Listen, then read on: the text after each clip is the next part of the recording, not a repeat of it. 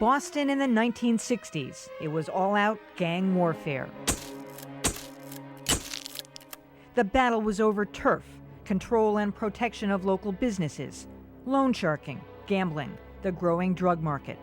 But mostly it was retaliation, an eye for an eye, as gangsters flipped allegiances, turned informant, or simply ratted each other out. By the mid-1970s, law enforcement had had enough. Their target, La Cosa Nostra, led in Boston by Gennaro Angiulo and his 4 brothers. It took almost 10 years to bring them down. Yesterday, a federal grand jury sitting at Boston returned a 20-count indictment charging 7 individuals, including Gennaro Angiulo, Victoria Nicolo Angiulo, consisting of multiple acts of murder, illegal gambling businesses, illegal loan sharking businesses. The defendants were arrested last evening. That was September 1983. Bill Weld was U.S. attorney, and his organized crime task force had struck gold. But it was a long time coming. And as we now know, nailing the Angiulos meant giving the Winter Hill Gang, namely James Whitey Bulger and Stephen the Rifleman Flemmi, a free ride. The 2 gangsters had become informants for the FBI, working with Agent John Connolly and his boss, John Morris, to wipe out Boston's Italian mafia.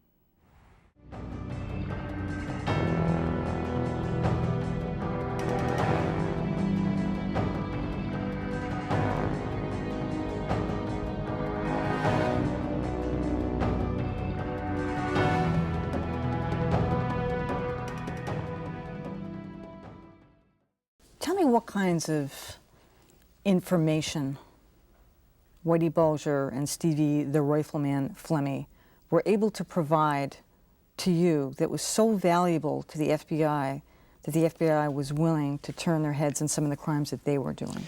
Well, the FBI really didn't turn their heads. Flemmi filed an affidavit in which he said that he was allowed to do anything but murder. Which meant gambling, drugs? Well, no, anything but murder means well, I'm trying to be specific. Yes, gambling, drugs, bank robberies. That was far too broad. That was not the agreement. Are you saying that's untrue? I don't agree with Flemmi's assertion that he had the right to do anything but murder. They had the right to conduct a gambling and a loan sharking business and collect rent from bookmakers with no violence. And that decision was made by Jeremiah T. O'Sullivan, the head of the strike force. It was, Larry Saha testified to that in court. That's the exact message that he was given. What kinds of information were they able to bring to the FBI that was so valuable, as I said it before, that they were willing to allow them to continue a loan sharking operation? Like what did they bring in? Well, these were 2 highly placed assets of the Bureau. And you have to remember why they became assets of the Bureau. Which was that you wanted to bring down, well, yes, the Italian we mafia. wanted to bring down the Italian mafia. I mean, the mafia was the #1 investigative priority of the FBI. And as such, Bulger and Flemmi were not on our investigative radar screens. They were, however, at a sufficiently high level in their own organization to be able to laterally affect the mafia. Were they so well plugged into the Angiulo family, the Patriarca family, that they were able to get information on those people and bring it to the FBI that eventually led to their indictments? Well, absolutely. They were long-term sources of the FBI, and they were that. It's important to recognize why they became sources of the FBI. They were targeted for elimination by the mafia. By the Italian mafia? By the Italian mafia, and in the late 70s, mid-70s. And did they come to you?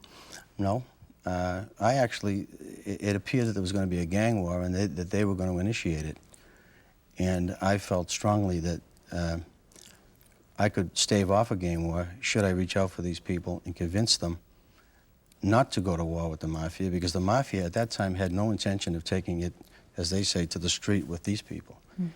And I was able to convince them that they ought to do the same thing to the mafia that the mafia were doing to them, and that is use their friends in law enforcement to whittle them down, and who was ever left they would murder. They did it with the Joe Barboza gang. And the mafia tipped their hand to these people. They had some intelligence from inside the mafia themselves. They were tipped off what Jerry Angiulo's and Larry Zanino's intentions were for them. And based on that, they then decided to play the same game. It was a high-stakes poker game is what it was. Did anyone in the Italian mafia suspect that Bulger and Flemmi were informants for the FBI? I don't believe so. In 1988, which is only 10 years ago, seems like ancient history, the Boston Globe first reported that Bulger and Flemmi were FBI informants. And that has since been confirmed.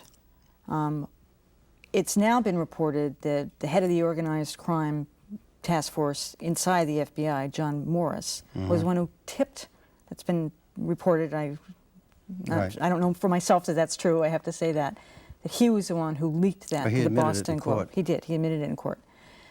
Why would he do that? Why would he let that information out? Well, it was an unconscionable act of treachery.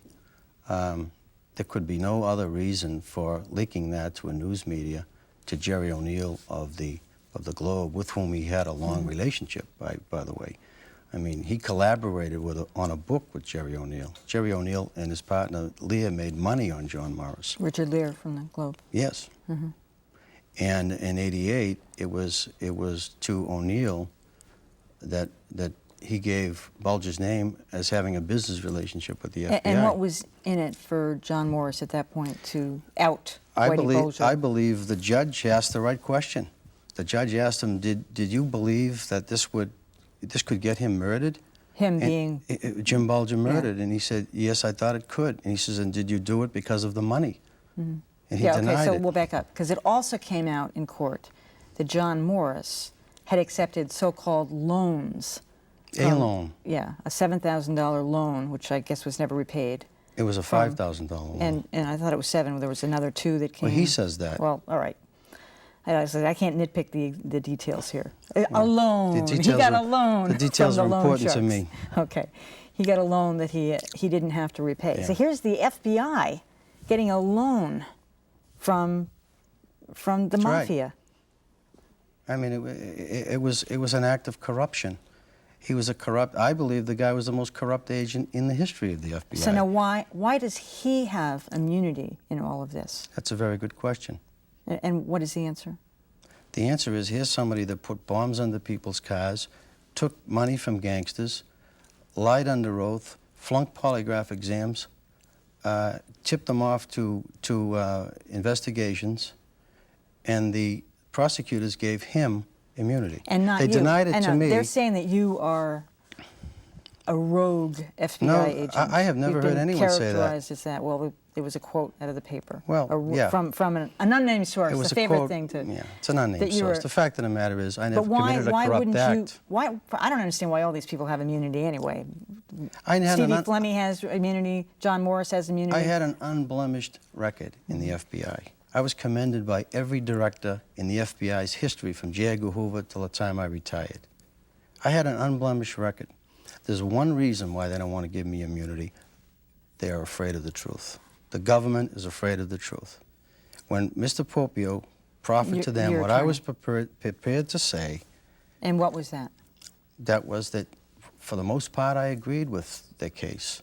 I had no trouble with the induction ceremony portion of that case. Those are all my sources. The Angiulo case had 9 sources, 5 of them are mine. The second in the trilogy of cases that brought the mob down was a Vanessa's case. There were 3 sources. All 3 were mine. Okay, but we're confused about this. I mean, I understand the induction ceremony. There was an informant there, and the government, and the case now says if there was an informant at that induction ceremony, then they shouldn't have had the wiretap in there. I understand that, but what are you saying that they would be afraid of the truth? I don't follow that. Well, they indicted these people for gambling and loan sharking. And they were allowed to do it. It was a policy devised by Jerry O'Sullivan from the Strike Force. It was communicated to them on several occasions by John Morris, and I communicated it to them.